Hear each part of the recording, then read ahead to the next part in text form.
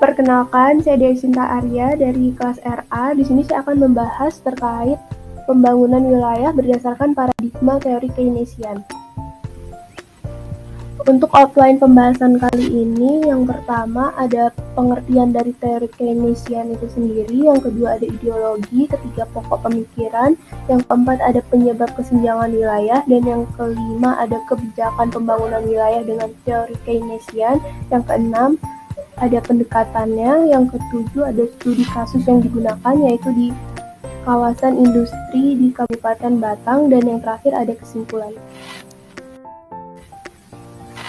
Teori Keynesian.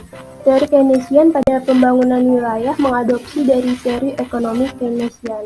Ekonomi Keynesian ini dikembangkan oleh ahli John Maynard Keynes. Ekonomi Keynesian pendekatannya berfokus pada sisi permintaan ekonomi dan peran pemerintah dalam meningkatkan dan mengelola permintaannya. Ekonomi Keynesian ini berpendapat bahwa permintaan agregat berfluktuasi dan tidak stabil, serta ekonomi pasar yang mengalami resesi dan inflasi. Untuk menghindari hal tersebut, maka perlu dilakukan intervensi pemerintah atau kebijakan ekonomi, seperti kebijakan moneter oleh bank sentral dan kebijakan fiskal oleh pemerintah. Selanjutnya ada ideologi politik dari teori Keynesian. Yang pertama ada intervensi pemerintah, yang kedua demokrasi sosial, yang ketiga ada kohesi dan solidaritas teritorial nasional.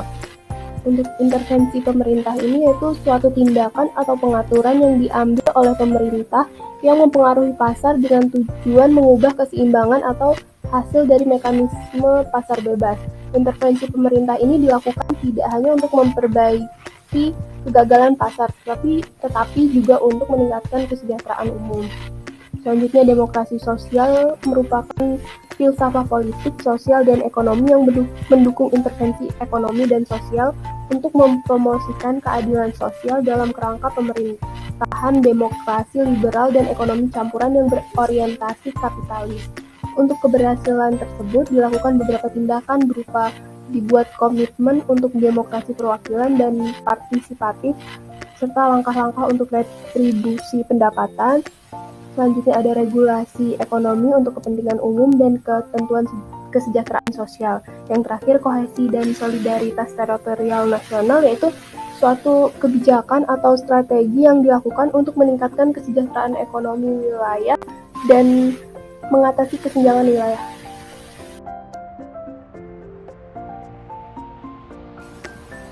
Berikutnya ada pokok pemikiran yang digunakan teori Keynesian. Yang pertama ada teori basis ekspor. Teori basis ekspor ini menekankan pada sisi permintaan, yang artinya perbedaan pertumbuhan wilayah itu ditentukan tergantung perbedaan dari jumlah ekspor dan barang dan jasa yang dilakukan suatu daerah ke luar daerahnya. Jadi wilayah yang mengekspor lebih besar merupakan wilayah yang lebih tumbuh perekonomiannya. Besarnya permintaan dari wilayah lain itu ditentukan oleh yang pertama harga barang yang diekspor di dalam wilayah, yang kedua tingkat pendapatan wilayah lain, yang ketiga harga barang substitusi di pasar wilayah lain. Yang kedua ada teori sirkuler dan kausal kumulatif. Teori ini menyatakan bahwa proses pertumbuhan wilayah cenderung terjadi secara meningkat dan kumulatif, terkumpul pada suatu wilayah yang pada akhirnya menghasilkan pertumbuhan wilayah yang tidak seimbang dan memperkuat kesenjangan dengan mendorong aliran modal dan tenaga kerja dari wilayah yang tertinggal ke wilayah yang maju. Yang ketiga ada teori kutub pertumbuhan. Menurut teori ini, perkembangan ekonomi wilayah akan memusat atau mengkutub atau polarisasi di suatu wilayah yang memiliki aglomerasi industri penggerak perekonomian wilayah atau industri yang memiliki efek pengganda dan keterkaitannya ke belakang maupun ke depan.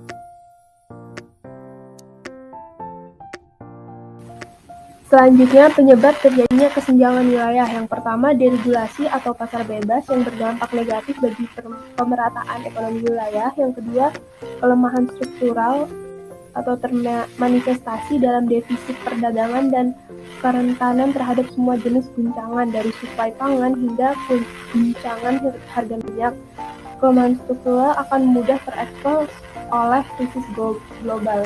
Yang ketiga ada investasi yang rendah. Yang keempat ada perpindahan modal terus-menerus dari wilayah miskin ke wilayah yang maju, yang akan mengakibatkan wilayah miskin tetap miskin, wilayah kaya semakin kaya. Yang kelima ada ketidakcukupan partisipasi pemerintah dalam pembangunan wilayah, karena pemerintah kurang mengintervensi eksistensi dalam pembangunan, jadi kurang dukungan pendanaan dalam pembangunan. Pendekatan pembangunan wilayah dengan teori Keynesian.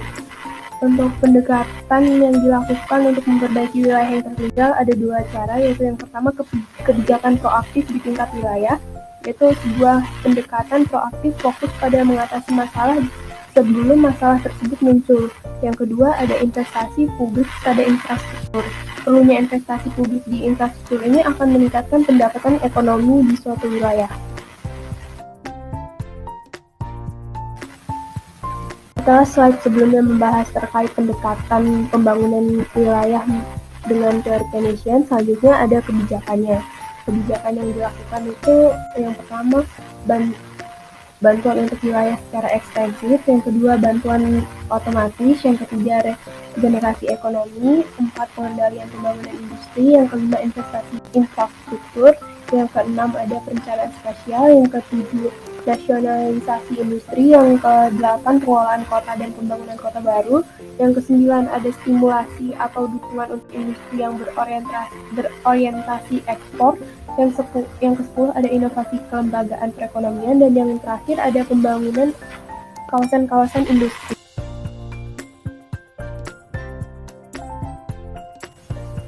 Selanjutnya masuk ke studi kasus yang digunakan, yaitu pengembangan kawasan industri terpadu Batang di Provinsi Jawa Tengah. Untuk kebijakan dalam pengembangan kawasan ini yaitu ditetapkannya Perpres 106 tahun 2022 itu tentang percepatan investasi melalui pengembangan kawasan industri terpadu Batang di Provinsi Jawa Tengah. Fungsinya untuk percepatan investasi guna mendorong pertumbuhan ekonomi, menciptakan lapangan kerja, dan mendukung pemulihan ekonomi nasional yang dapat terwujud dan memberi manfaat positif bagi masyarakat, terutama masyarakat di Kabupaten Batang dan Jawa Tengah. Untuk pengembangan kawasan ini ada rencana induk kawasan industrinya yang ditetapkan oleh Menteri Perindustrian yang penetapannya mengacu pada ketentuan tata ruang. Master Plan dari kawasan industri terpadu Batang di Provinsi Jawa Tengah. Yang luas rencananya itu 4.300 hektar yang dilengkapi adanya akses jalan tol, jalan sekunder 11,4 km, selanjutnya ada perluasan stasiun kereta api dan pelabuhan darat, selanjutnya ada jalan utama 5,2 km dan ada dermaga. Selanjutnya dapat dilihat utilitas pendukung yang ada di kawasan industri terpadu Kabupaten Batang, Jawa Tengah.